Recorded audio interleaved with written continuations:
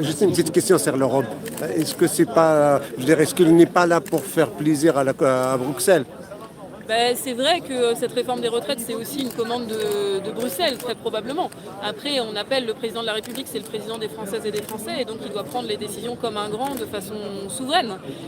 Cette réforme, on sait en France qu'il n'y a aucune nécessité économique à la mener, et donc il doit arriver à cette conclusion, et puis entendre les propositions alternatives que portent les organisations syndicales. Il suffirait par exemple de faire l'égalité salariale entre les femmes et les hommes pour résoudre le petit déficit invoqué par le gouvernement pour justifier ça. Il y a la Macronie qui accuse le corps de mal expliquer la réforme. Et c'est à cause d'eux que... Bien sûr, il fallait trouver des boucs émissaires et donc c'est le Conseil d'orientation des retraites. En fait, pour Emmanuel Macron, personne n'a compris à part Emmanuel Macron en fait. Il considère qu'il a la vérité tout seul et qu'il peut diriger le pays tout seul et je crois que c'est le problème aujourd'hui. Merci. Dans quelle situation on se trouve? Comment vous envisagez cette nuit, les prochains jours, la feuille de route des prochaines heures, jour pour jour? Le mot d'ordre ce soir, c'est la mobilisation continue parce que le Conseil constitutionnel a encore affaibli cette loi qui était déjà sévèrement écornée puisque cette loi n'a pas été votée par le Parlement. Cette loi, elle rassemble contre elle la quasi-totalité de la population française qui se mobilise de façon historique depuis 3 mois avec des grèves et des manifestations massives. Et maintenant, cette loi, elle est censurée par le Conseil constitutionnel sur 6 articles et pas des moindres puisque c'était les articles qui étaient supposés faire passer la pilule du report de l'âge de départ en retraite et permettre, soi-disant, de travailler plus longtemps. Avec la censure des dispositions sur l'emploi des seniors, en fait, on voit encore plus clairement l'hypocrisie de la réforme que nous dénonçons depuis le début, à savoir, non, ça n'est pas vrai, on ne peut pas travailler jusqu'à 64 ans, pas parce qu'on ne veut pas, mais parce que les entreprises licencient les seniors à tour de bras, et la censure du projet de loi sur ce point confirme cette hypocrisie. Donc nous, notre message ce soir, il est simple, on en appelle à la responsabilité du président de la République. Quand on est président d'un pays, c'est pas rien. On doit entendre et comprendre que la concorde, c'est ces termes, l'apaisement du pays est entre ses mains.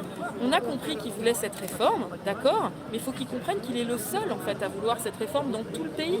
L'ensemble des experts, l'ensemble des sociologues, des économistes, l'ensemble des salariés, des Françaises et des Français disent non seulement cette réforme elle est injustifiée d'un point de vue économique, il n'y a aucune urgence à réformer les retraites, en plus on pourrait faire autrement et surtout cette réforme elle est brutale et dangereuse, elle est brutale pour les femmes, elle est brutale pour celles et ceux qui font des métiers pénibles, elle est brutale pour celles et ceux qui devaient partir à la retraite en octobre et qui, si la réforme passait, devraient attendre 2024 pour partir à la retraite.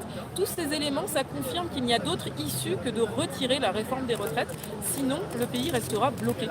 Et cette mobilisation du 1er mai, elle doit nous permettre non seulement d'obtenir le retrait de la réforme des retraites, mais aussi de mettre à l'ordre du jour des perspectives de progrès. Parce qu'il faut que les salaires augmentent dans ce pays. C'est pas possible que de plus en plus de Françaises et des Français ne puissent plus remplir leur frigo avec l'explosion des prix alimentaires. Il faut que le temps de travail soit réduit pour qu'on puisse travailler tout en ayant du temps pour s'occuper de nos enfants.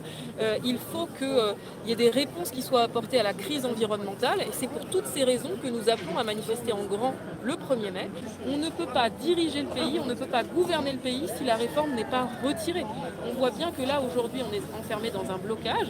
Pour sortir de ce blocage, il faut que le président de la République revienne à la responsabilité, sorte de son entêtement, arrête son dogmatisme et entende enfin ce que nous lui disons depuis des mois, des semaines.